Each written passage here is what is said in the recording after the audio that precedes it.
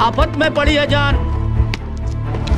उस्ताद, उसके हाथ में तलवार है।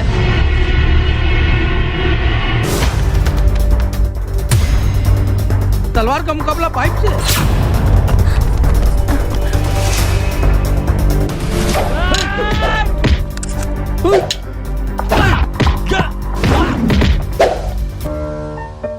अरे वाह, आप तो हीरो हो। हीरो मैं नहीं, ग्लाइको पाइप है। अरे बॉस का कॉल। हेलो, आज का हेडलाइन क्या है? आज का हेडलाइन तो ग्लाइको पाइप है सर। ग्लाइको पाइप, हम चुकाते हैं एक एक बूंद की कीमत।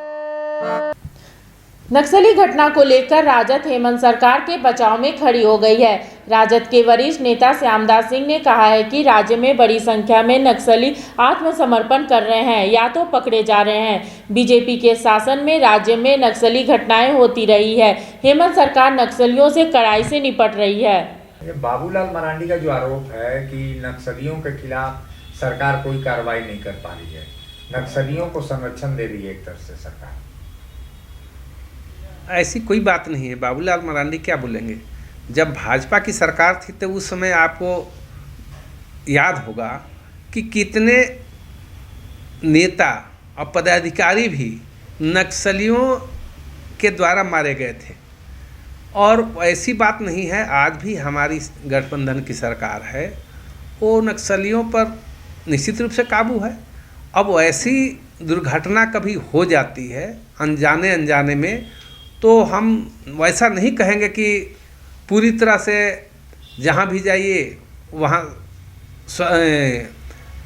क्लियर कट जगह मिलता है और नक्सली नहीं है। नक्सली वैसा नहीं है। नक्सली है, वो हो सकता है कि वो विधायक, पूर्व विधायक जो थे जा रहे होंगे, तो इसकी सूचना उन्हें हर प्रशासन को पूरे ढंग से हर जगह देनी चाहिए थी कि हम उस क्षेत्र में जा रहे हैं। तो ऐसे तो हुआ नहीं। और जहाँ तक बाबूलाल मरांडी जी का प्रश्न है, पहले भाजपा में जब ये थे उनके समय में भी देखिए लोहरदगा में क्या हुआ था, एसपी का मर्डर हुआ था। उसके बाद कई अफसर भी थे और नेता भी थे। उन्हीं के टाइम में रमेश सिंह, उनके बाद रमेश सिंह मुंडा का जो मर्डर हुआ था। तो नक्सली पहले बहुत ज़्यादा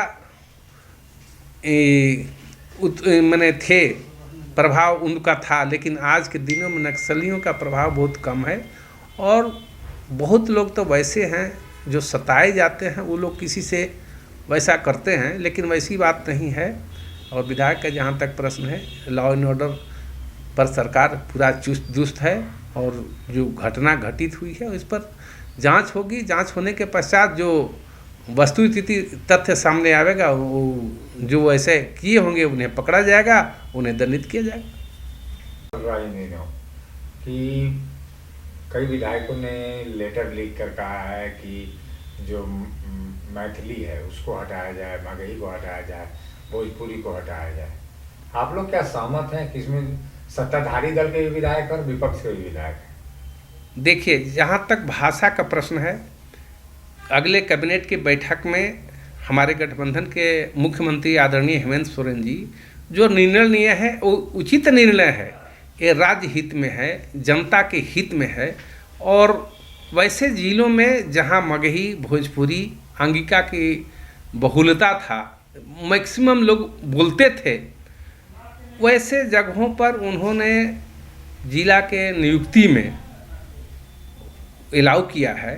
तो वैसी स्थिति में इस पर दूसरे दल के विधायक को विरोध करने का, मेरे ख्याल से जब कैबिनेट द्वारा पास हो गया, सरकार द्वारा उसे लागू कर दिया गया, तो उस पर पुनः विवाद नहीं होना चाहिए। क्योंकि देखिए, अभी बिहार से सटे हुए जो भी सीमावर्ती ज़िले हैं, खास करके गढ़वा, पलामू, लातेहार, धनबाद, गिरिडीह और देवघर, ये सब जो ज़िले हैं वो मैक्सिमम ज़िले में, अब पलामू का ही बात आप ले लीजिए, पलामू पूरे प्रमंडल में मगही और भोजपुरी लोग बोलते हैं। तो ऐसे लोग कहाँ जाएंगे, किस भाषा का प्रयोग करेंगे? तो ऐसी स्थिति में चूँकि 80 से 90% लोग मगही से भोजपुरी बोलते हैं, तो सरकार द्वारा जो निर्णय लिया गया है उचित निर्णय है और उस निर्णय के पक्ष में हम लोग हैं। और इस पर जहाँ तक बात है अन्य मंत्री के बोलने का, तो कैबिनेट में उन्हें, कैबिनेट में क्यों, कैबिनेट में विरोध करते।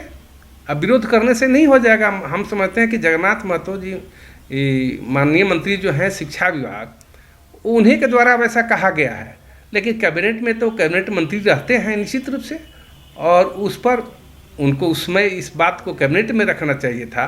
तो कैबिनेट का जो कोई भी निर्णय होता है वो बहुमत के निर्णय लेते हैं आदरणीय मुख्यमंत्री जी, या कोई भी मुख्यमंत्री रहता है, वो कैबिनेट का डिसीजन बहुमत के आधार पर होता है। एक आदमी भी अगर विरोध करता है तो कैबिनेट से उसको पारित नहीं होता है, लेकिन वो पारित कराने के समय भी तो थे, अब पारित कराए हैं।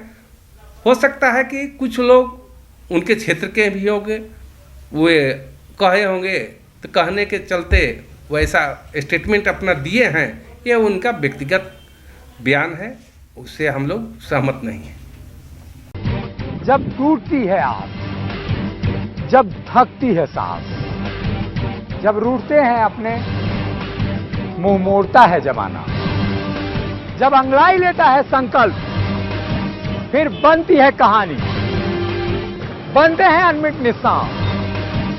देखिए मेरे साथ संघर्ष की दास्तान।